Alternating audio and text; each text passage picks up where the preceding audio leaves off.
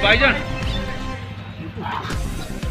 ना यार आइटम ना यार आइटम क्या हो गई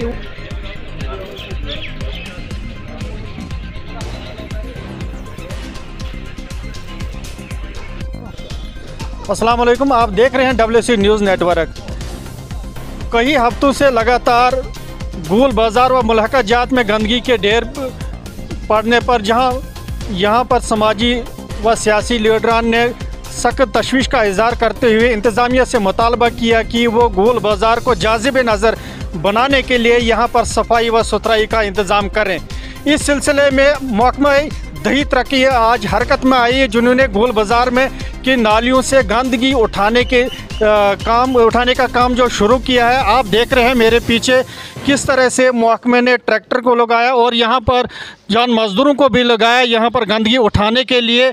ये महकमे की तरफ से लोगों को ये मुतनबा किया गया है कि बिलखुसूस दुकानदारों को मुतनबा किया गया कि वो अपने दुकानों के सामने गंदगी ना डालें ताकि बाज़ार जो है वो साफ़ सुथरा रहे। महकमे ने ये भी बताया कि अगर किसी भी दुकानदार के सामने गंदगी के ढेर पड़े रहेंगे तो उनके खिलाफ़ बाहरी चालान भी हो सकता है। वहीं इंतज़ामिया ने भी लोगों से अपील की है कि वो घरों के साथ साथ बाज़ार को भी साफ़ सुथरा रखने में अपना कलीदी रोल अदा करें। आज यहाँ महकमे RDD की टीम भी आई है जो हमारे पीछे देख रहे हैं।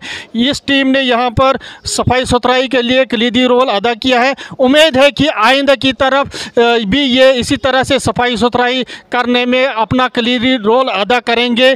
यह इनका मिशन जो है आगे की तरफ भी जारी रहना चाहिए। ये यहाँ तक कि चंद घंटों के लिए नहीं होना चाहिए। और लोगों ने भी ये उम्मीद जाहिर की है कि महकमा आइंदा की तरफ भी हफ्ते में तकरीबन 1-2 बार गोल बाज़ार की सफाई में अपना रोल अदा करेंगे। इंशाल्लाह फिर किसी और मौजू पर आपसे मुलाकात होगी। तब तक के लिए अल्लाह हाफिज़।